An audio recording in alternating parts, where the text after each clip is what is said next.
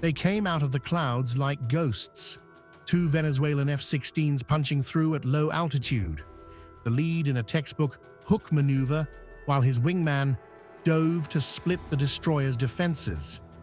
The lead inverted, yanked back, and drove toward the stern of the USS Jason Dunham with an analog airspeed dial spinning past 550 knots. The wingman peeled off low over the water. Two vectors, one ship, a classic bracket attack meant to overwhelm a single defender. But the jets were antiques wearing fighter paint.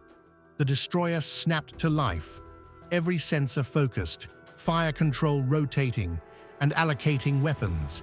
The ship's SPY radar and secondary mounts tracked both aircraft in fractions of a second. In the Combat Information Center, technicians watched target tracks crystallize, radars painting the jets 30 times a second, building a solution precise enough to end the attack in seconds. The lead pilot thumbed his weapon selector for an AIM-9L Sidewinder. Its infrared seeker began its circular search for hot exhaust in the 3 to 5 micron band. It found nothing. The Sidewinder was designed to home on 1,000 degrees Celsius jet plumes. The destroyer's stacks radiated at much longer wavelengths. The missile literally could not see the ship.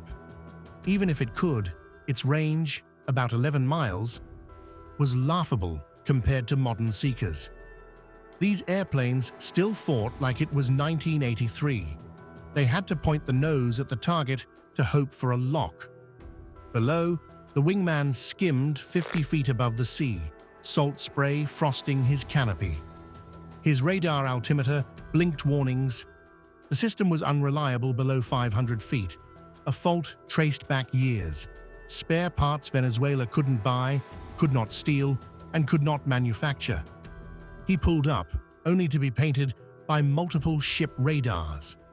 His AN/ALR-69 radar warning receiver lit up forward, but the rear left quadrant was dead from corrosion.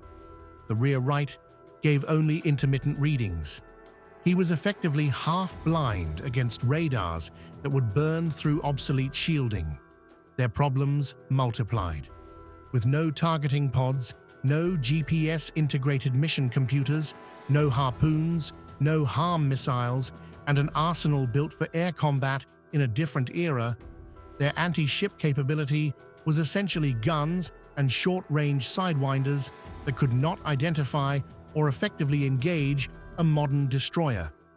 Where advanced F-16s could launch LRASMs with long ranges and onboard targeting intelligence, these jets were trying to sink a warship with tools suited to dogfights over the 1980s European theater. The Dunham systems made the difference. Historical lessons, like the Falklands Sheffield, were instructive only in how warfare had changed. Sheffield's radars and missiles were slow by today's standards. Dunham's SPY radar updated dozens of times per second, and its SM-6 interceptors featured active fire-and-forget seekers. Where old tactics relied on gaps, this platform left none. The lead pilot tried to acquire the ship on his APG-66 radar. The mechanically scanned array was slow. Search mode or track mode, not both. When he switched to track, the rest of his situational picture vanished. At a few hundred feet, sea clutter overwhelmed the processor. Every wave looked like a mountain. There was no Doppler filtering, no sea surface search mode, no synthetic aperture to cut through the noise.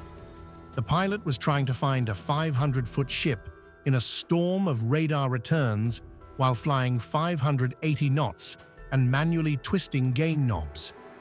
He lost the picture and aborted his run. Fuel worries compounded the technical failures. Afterburner burns devoured thousands of pounds of fuel in minutes. Without Link 16 data sharing, the formational awareness that modern Western air forces take for granted was absent. Pilots had to count fingers at 400 knots to communicate fuel states. Still, they regrouped and split again, one down the bow, one for the stern, hoping to force the destroyer to divide its fire. But the Aegis combat system did not prioritize in a human sense. It assigned tracks to weapon systems and could engage many targets simultaneously. The destroyer could handle a swarm. 2 F-16s were barely a warm-up. When the SLQ-32 and associated electronic warfare systems began injecting controlled interference, the Venezuelan pilots' radars, fixed to legacy bands, were vulnerable. The jamming painted phantom ships, multiplied contacts, and scrambled indications. The lead pilot's display flickered from 1 destroyer to 3 to 5, and back to none. His wingman saw the ship split and race in impossible directions. The world on their cockpit screens became unmoored. Despite the chaos, the lead pressed an attack. The airframe protested. Years of deferred maintenance, jury-rigged repairs, and exceeded service life produced creaks and shudders as metal fatigue edged toward failure. Something cracked behind the cockpit. Hydraulics leaked.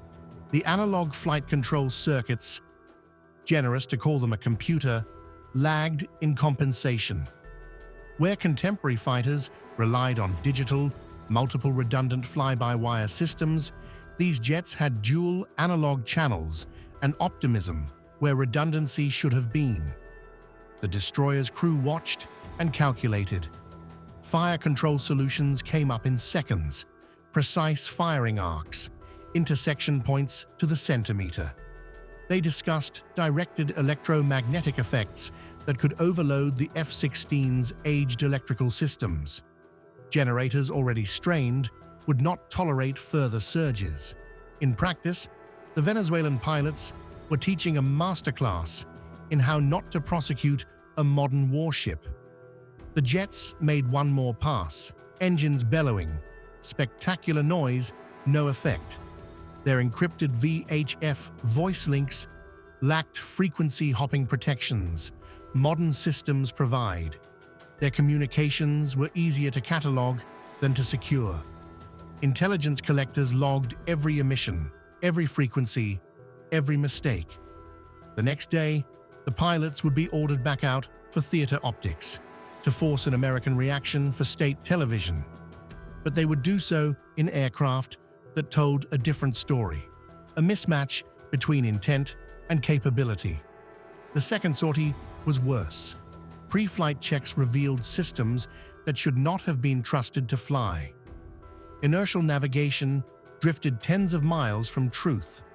The mission computer had less processing power than a simple household appliance.